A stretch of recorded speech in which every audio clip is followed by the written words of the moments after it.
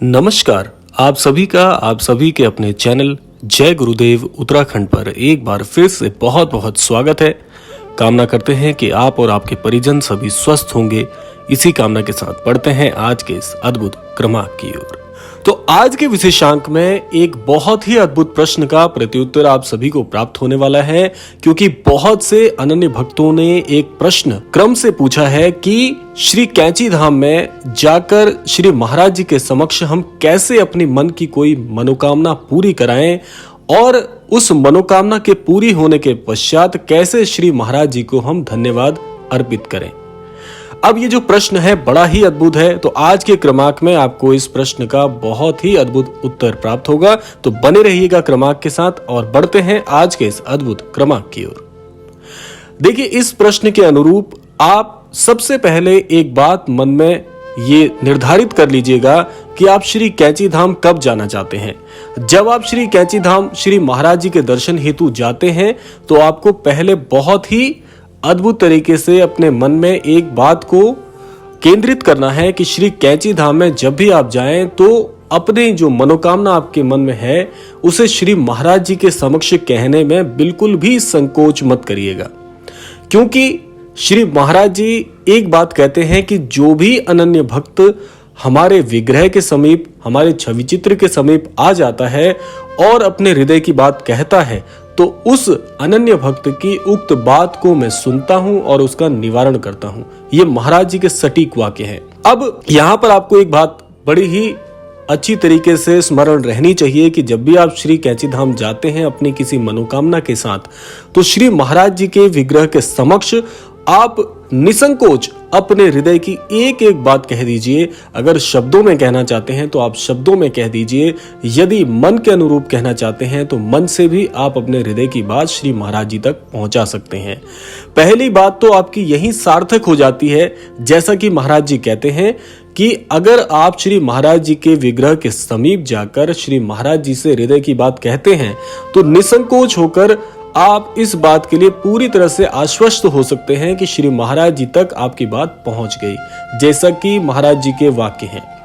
उसके बाद आपको क्या कार्य करना है कि श्री कैंची धाम में महाराज जी को शीश नवाकर आप अपने गृह स्थान वापिस आ जाइए और अपने जो भी आपके कार्य हैं उन कार्यों को बड़ी ही नियमबद्ध तरीके से करिए और बड़े ही परिश्रम के साथ अपने कार्यों को निभाना प्रारंभ करिए और पूरी तरह से आप इस बात पर आश्वस्त रहिएगा कि महाराज जी के समक्ष यदि आपने मन की बात कह दी तो निसंदेह आपकी वो मनोकामना अवश्य पूरी होने वाली है।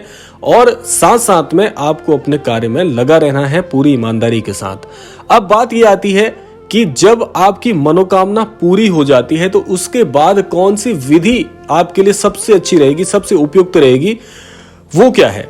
आप एक कार्य कर सकते हैं कि यदि श्री कैंची धाम में जाकर महाराज जी से दर्शन करके आशीर्वाद लेके आपकी कोई मनोकामना पूरी हो जाती है तो आप एक कार्य कर सकते हैं कि श्री कैंची धाम में आप अपना पसंद किया हुआ कोई भी एक कंबल ले जाएं, क्योंकि महाराज जी को कंबल वाले बाबा भी कहा जाता है और महाराज जी को कंबल अति प्रिय है, जैसा कि महाराज जी की वेशभूषा से हमें पता चलता है, क्योंकि महाराज जी हमेशा सदैव कंबल ओढ़े रहते थे।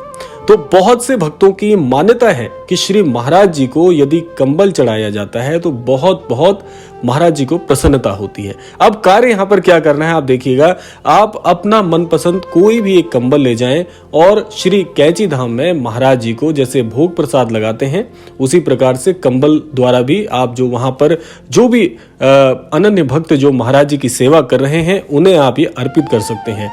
होगा क्या कि श्री कैंची धाम में जब आप कंबल अर्पित करते हैं, महाराज जी का आशीर्वाद लेते हैं, तो वो कंबल आपको वापस मिल जाता है। अब उसका आपको क्या करना है, देखिए यही सबसे बड़ा प्रश्न है। यहाँ पर बहुत से अनन्य भक्तों को बहुत सी शंका रहती है कि उस कंबल का हमें क्या करना है। अब देखिए आपको क्या करना है कि जो कंबल आपको प्रसाद स्वरूप में वहां से वापस मिल जाता है उस कंबल को ले जाकर जहां पर भी आपका गृह स्थान है, यानी कि आपके घर में जहां पर भी श्री महाराज जी का आपने दिव्य स्थान बनाया हुआ है, जहां पर भी महाराज जी की विग्रह है, कोई छवि चित्र है, जो भी जिस भी माध्यम से आप महाराज जी की जहां पर पूजा करते हैं उस स्थान में महाराज जी के छवि चित्र के समक्ष आप उस कंबल को विराजित कर दीजिए। सबसे अद्भुत ये उपाय है। और व्यक्तिगत अपना अनुभव मैं बता रहा हूं, अभी हाल फिलहाल में श्री कैंची धाम में जाकर कंबल मैंने भी महाराज जी को समर्पित किया था, वो कंबल मुझे भी वापस मिला है। तो उस कंबल को मैंने जहां पर मेरे घर में श्री महाराज जी का दिव्य स्थान है, वहां पर महाराज जी के समक्ष उस कंबल को स्थापित किया है श्री महाराज जी की सेवा में। और प्रसाद स्वरूप में श्री महाराज जी के जिस प्रकार से प्रतिदिन हम दर्शन करते हैं, महाराज जी से आशीर्वाद लेते हैं, उसी प्रकार से आप अपना माथा महाराज जी के उस दिव्य कंबल में अवश्य टेकिएगा। श्री महाराज जी से रोजाना प्रार्थना करना बिल्कुल मत भूलिएगा। और इस प्रकार से क्या होगा कि जब आप श्री महाराज जी को प्रतिदिन अपनी प्रार्थनाएं प्रेषित करते हैं, तो जिस प्रकार से श्री कैंची धाम में जाकर आप महाराज जी से अपनी मनोकामना के लिए कह के आए थे, जो कि महाराज जी ने पूरी की है, उसी प्रकार से प्रतिदिन अपने घर में भी श्री महाराज जी के समक्ष जाकर कुछ क्षण अवश्य बिताइए। बहुत से लोग ये कार्य नहीं करते हैं। इससे क्या होगा कि आपका दिन प्रतिदिन महाराज जी के प्रति विश्वास भी बढ़ेगा, प्रेम भी बढ़ेगा। जैसे बहुत से लोग ये बात भी कहते हैं कि महाराज जी में हमारी दिल से आस्था है, लेकिन फिर भी कहीं ना कहीं कुछ ऐसा मन में रह जाता है कि महाराज जी से लगाव कम सा हो रहा है, या वो लगाव नहीं बन पा रहा जो प्रारंभ में था। वो इसीलिए नहीं हो पा रहा है क्योंकि आप अभ्यासित नहीं है। अभ्यास प्रतिदिन करिए, क्योंकि महाराज जी को यदि प्रतिदिन आप नमन करते हैं, महाराज जी से प्रार्थनाएं करते हैं, उन्हें अपने गृह सदस्य की तरह मानते हैं, घर का बहुत ही जो वयोवृद्ध सदस्य होता है ऐसे आप महाराज जी को मानते हैं, तो आपका प्रेम दिन प्रतिदिन बढ़ता चले जाएगा। और एक समय आपके जीवन में अवश्य आएगा, जैसा कि मेरे साथ अनुभव हो रहा है। मैं अपना व्यक्तिगत अनुभव आपको बताता हूं कि जो भी वयोवृद्ध आपको कभी भी दिखेंगे, तो सबसे पहला जो चेहरा आपके समक्ष आएगा वो श्री महाराज जी का आएगा। ये प्रेम की बात है।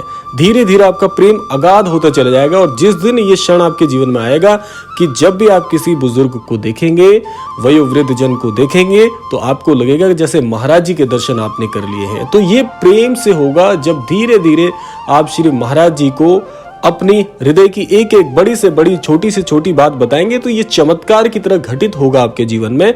और जो प्रेम आप श्री महाराज जी से चाह रहे हैं, भले महाराज जी तो आपको प्रेम करते ही हैं निसंदेह, और आप जो प्रेम चाहते हैं कि आप महाराज जी को करें, वो धीरे धीरे आपका बढ़ने लगेगा। और तब आपको लगेगा कि आपकी जो पूजा है, आपकी जो सेवा है और आपका जो भाव है महाराज जी के प्रति बहुत प्रेममयी हो गया है। ये तभी उस दिन अवश्य आपको अनुभव होगा।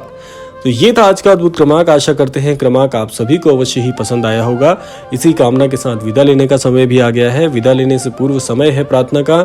यही प्रार्थना मैं करना चाहूंगा कि श्री महाराज जी सभी को अपनी अनन्य भक्ति प्रदान करें, सभी को सन्मति और सद्बुद्धि की प्राप्ति कराएं, इस संपूर्ण सृष्टि का, इस संपूर्ण लोक का कल्याण हो। इसी कामना के साथ विदा लेते हैं। मिलते हैं अगले क्रमांक में। तब तक के लिए जय श्री राम, जय गुरुदेव, जय उत्तराखंड।